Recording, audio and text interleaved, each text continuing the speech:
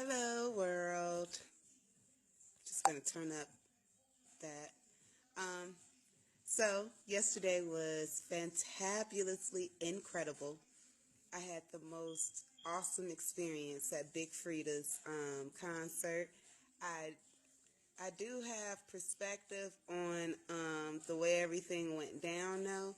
Like because Vegas is known as a location where like trends have to exist for a long time before Vegas will pay attention to it.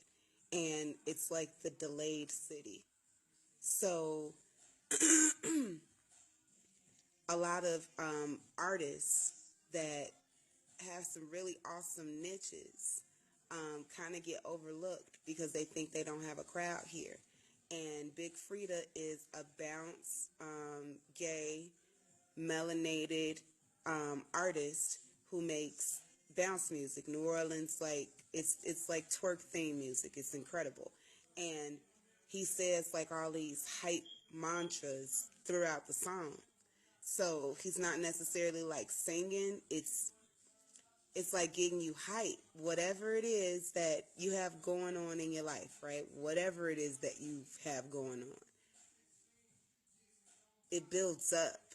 If you're really, really focused on something, whether it's employment, it's your education, your children, your significant other, all of the above, running a business, and a whole bunch of other things that come in between then and things that I didn't even name that works on your nerves because you have to learn how to properly navigate the balancing system that everybody speaks so highly of, but like no one can really do perfectly, meaning without mistake. So when you acknowledge that that's what's happening, like you can't, mistakes are learning tools, then you get to, venture out. And I'm happy that Big Frida is doing that. I'm happy that Big Frida is the artist that's really spreading the culture of what bounce music is all about. I'm from Chicago, and we have mixes, and our mixes are a lot like the bounce music tracks, where it's like a lot of bass, and the beat is real fast, and it's loud, and you might have a funny little chant or something ridiculous that somebody is saying over and over again, but it creates this dope energy, and the mixes are like, I guess, my generation's version of what house music was to my mama's generation. So it's similar sounds, and being able to identify with different versions of the same type of therapy is really, really dope. And then I study all of the dances that I teach other people. And I realized that the South has a certain type of way of moving. Like Atlanta is like perfect for stripper type twerking, where your body, like, they're just slaying you with their body, like pop, pop. It's all.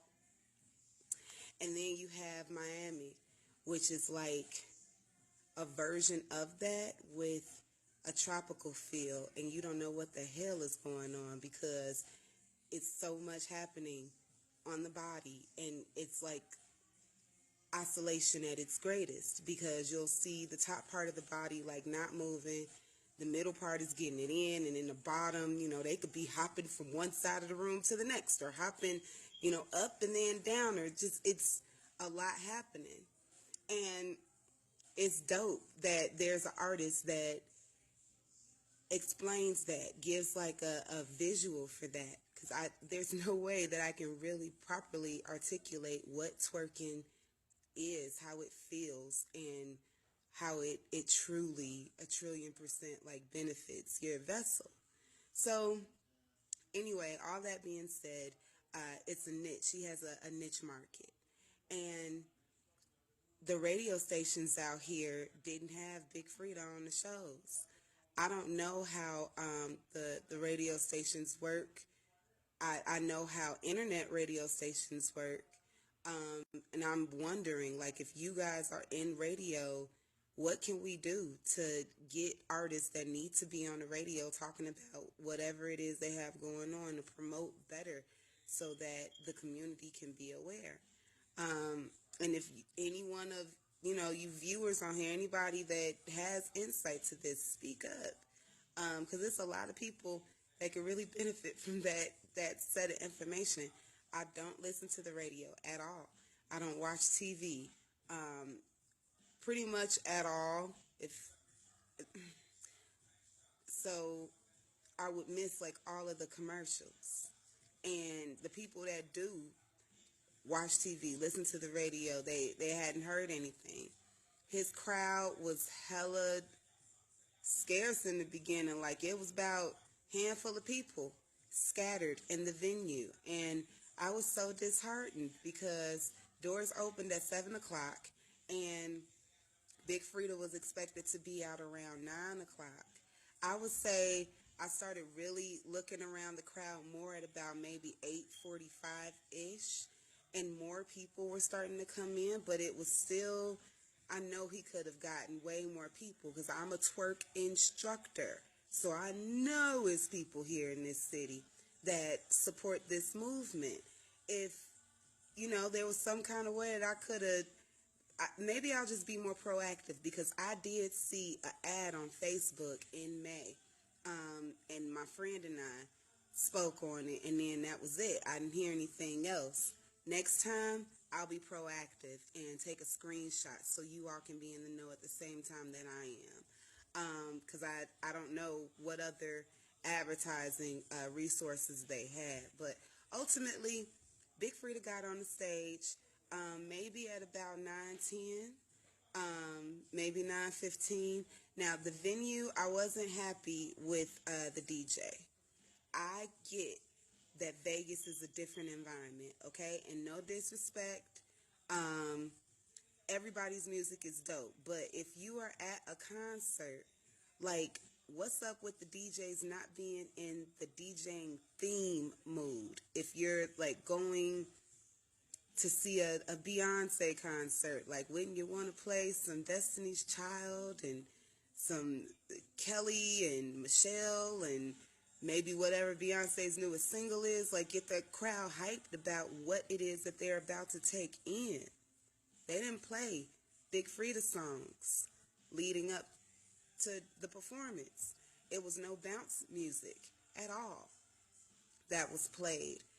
And that's disheartening. If it's people here that decide to come to the show, because it was people that just happened to be, walking through the link and saw that Big Frida was performing at Brooklyn Bowl and bought tickets there. There were two older women that were in their 70s that came from Nebraska. They happened to be here on vacation and went and saw Big Frida. So I think if the word could have got out better, I think it would have turned out better. But oh my goodness. When Big Frida spoke, I realized that he didn't have a voice. He was hoarse. But as he was performing, I had no clue, because he did that. Of course, it's a track that's playing. This isn't like live instrumentation. And he's yelling and chanting into the mic, but he wasn't like, all hoarse sounding. He sounded like the record. He had so much energy. His hair was beat, child. He had like pink with, I think it was like turquoise or something in it. We did take a picture together, and I will be posting that. But it's just really exciting to see someone like Big Frida, who I personally have been studying, because it is difficult to explain what urban culture is. And I offer like a history lesson when I teach my classes, or I give parties, or, I'm discussing movement within the vessel, because all movement derives from somewhere. And I want for people to feel included. I need people to understand that we're connected. I'm not teaching people how to do anything, I am reminding people of what they innately know how to do. So if I know all of the background information on the history of specific types of movement, then I'm introducing other people that have not been introduced to this type of movement. Now find different ways to point out similarities. Then you get to see how much more capable you are. Sometimes we look at situations that are new and intimidating and we automatically think smaller of ourselves because that idea or opportunity seems to be bigger than us. In our mind, it's bigger than what we can conjure up to see ourselves being a part of. So if we can crack it down, like in my mind, I'm taking a big old sledgehammer and I'm getting strong, y'all. My arms starting to get formed because I really do think this in my mind when I'm exercising. So I got a big old sledgehammer and I'm hitting this huge block of concrete and I got to make my own rocks. And you got to hit hard if you're going to make your own rocks. Hey, handsome. Hi. You going to come over here and say hi? Hi. Who are you? I'm Aiden. Who's Aiden? You my baby? Yes. Yes? I'm your son. You're my son? Yes. Okay. You should know that. I definitely do. Be polite. Okay. Okay. So, you're distracting me. So anyways, that's how I break down things that are bigger than me. I mentally have a sledgehammer and I'm hitting this huge block of concrete, creating my own rocks. And then I get to create whatever I want to create from the rocks because I can handle as many of them as I want to and build them up or whatever I want to do. I get to design it however I want to design it. So that would be my little tidbit of insight, I guess a share, we can call it. And I wanted to also share some teachable moments that I had last night at the concert because I have created a movement that I believe in. It really is my culture. So I'm always working technically, but it doesn't feel like work to me. So I never feel like I'm working. And when people hear that you do something with twerking, you know, it's nowadays it's much better responses than it was in the beginning. In the beginning, it was a bit rough, but at this point, everything is positive, and people want to know how to move. So I have found my demographic. I'm at the Bounce concert, right? I'm a friendly person. I want to know what you looking forward to. I've walked up to so many people last night just asking them, like, did you see Big Frida before? What you looking to do? You know, what are you expecting? Did you invite other friends? All that.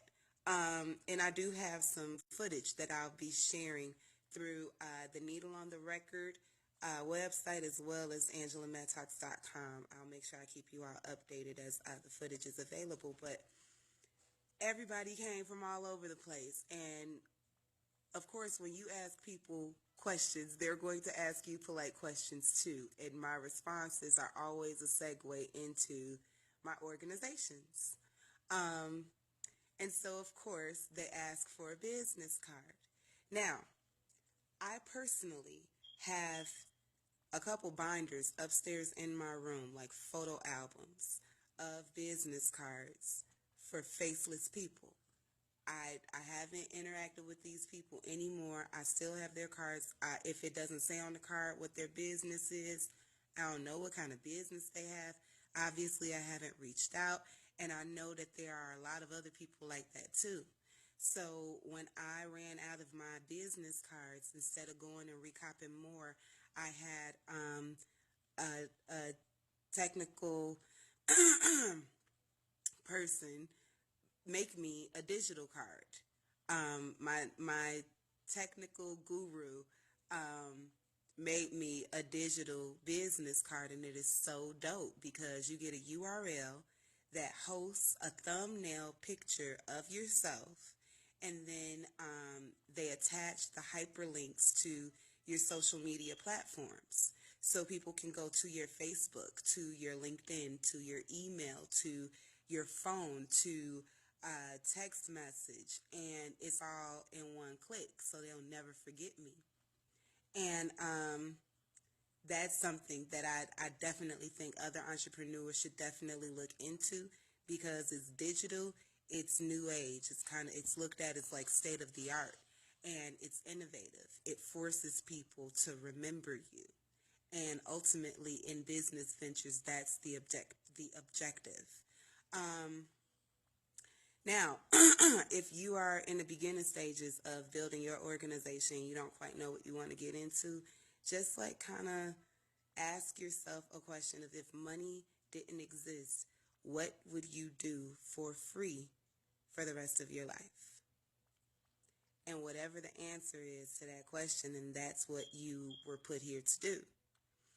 Now, as you're figuring that out and you have a name that you want to call this, it's like birthing a child.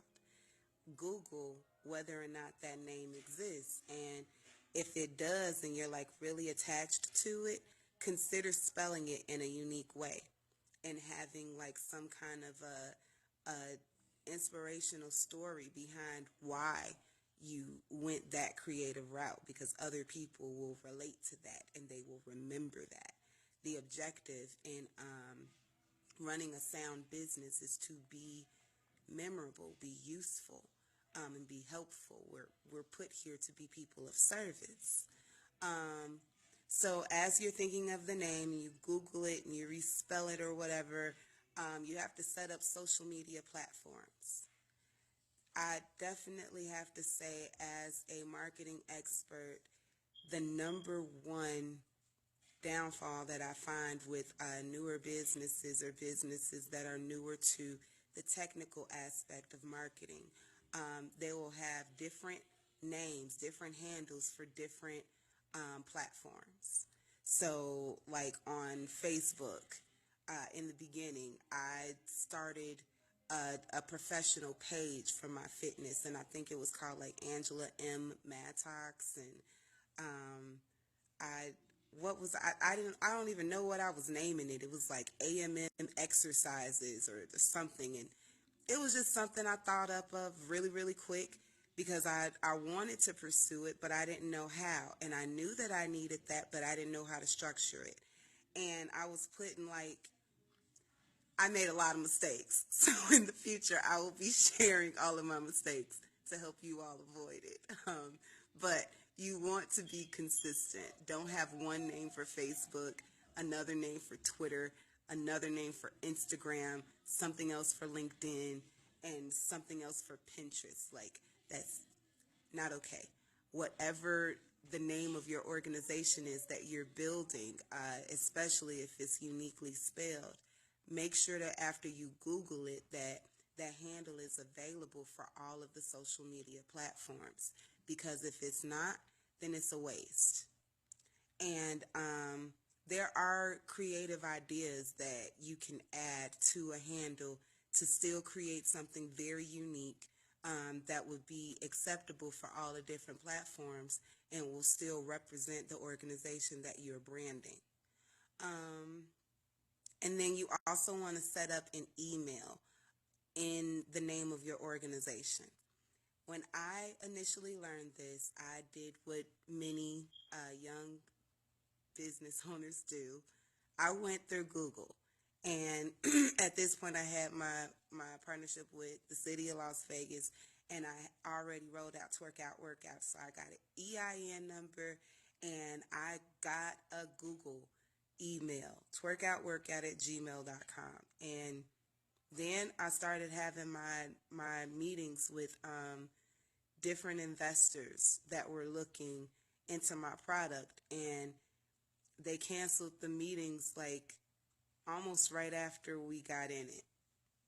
And it like broke me. I felt like shattered glass because I followed all the rules.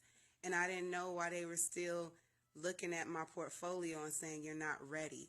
And then that's it. After, like, people that have money, that want to give you money, and they give you a meeting, their time is worth money. So if they look at what you have and your stuff is not together, your T's are not crossed and your I's are not dotted, they're no longer interested. And you can either fight through it and correct whatever is incorrect and then go to the next phase, or you can give up. I chose to stay with it, and I learned that the professional email is the name of whatever you're talking about at yourwebsite.com. So my website is angelamadtox.com. My professional email is support at angelamadtox.com, which goes with Twerk and Tone LLC. So the little bitty things that we do in the very beginning are vital to our production abilities and growth rate. So, is that everything? Oh yeah, one more thing, discover your bottom line. My bottom line is the fact that I really want people to understand, and overstand love, period. So I have a lot of different products that convey my message in very unique ways, because I am a young melanated Gemini Chicagoan who has lived in a few different places. So I'm unique, and I'm changing every single day. And I just like to share with other people that it's all right.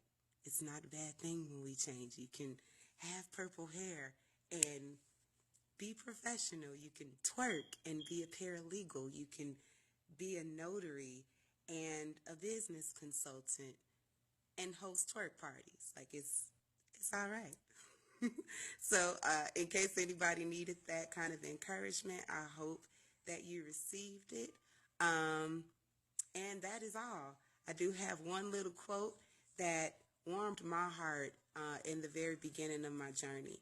I wasn't always as positive as I am right now, mostly because I realized I was real scared. And I didn't know how to stop being scared. I didn't even really know what I was scared of. Started reading all these different books that have titles like, Why Are You Afraid to Grow?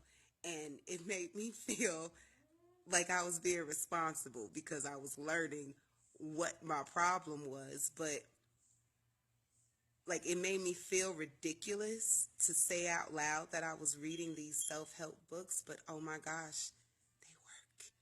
They work. I found this metal bracelet that said, not all that wander are lost. And I've always taken the long road, figuratively and literally. I used to drive parking lots and alleys, like, to get to my destination. And I used to come across so many different dead ends, but it helped me to get familiar with my environment. And that's how I've always learned. I've always been a visual learner. And now I'm learning how this applies to real life. So if you're looking to journey into the next phase of your life, of your existence, and creating it to be what you want it to be, please review this video. Play it back as many times as you need to, because I do charge people a nice amount of money for a consultation like this.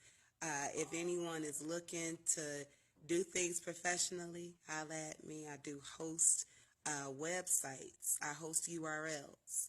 So if you're looking to create a website, maybe a blog or vlog or whatever, I can give you insight on that. I also assist people with straightening out their credit. As I stated in a few other videos, this year makes 10 years that I'm a certified paralegal, specializing in contract and tort law. And I'm a notary. I don't know if I just said that, but yeah. And also doing the twerking stuff and fitness classes. So twerking classes are always on hiatus for the summer months. Well, not always, because last summer I did teach, but this year it's on break. I'm so grateful. It's way too hot to be twerking all the time, but we will have some coming up in September, and I have some really fun and exciting things coming up within the next couple days, actually. So I'll keep you all posted with those regards. All right, that's my effort in filling your day with love and light and peace. All right. Deuces.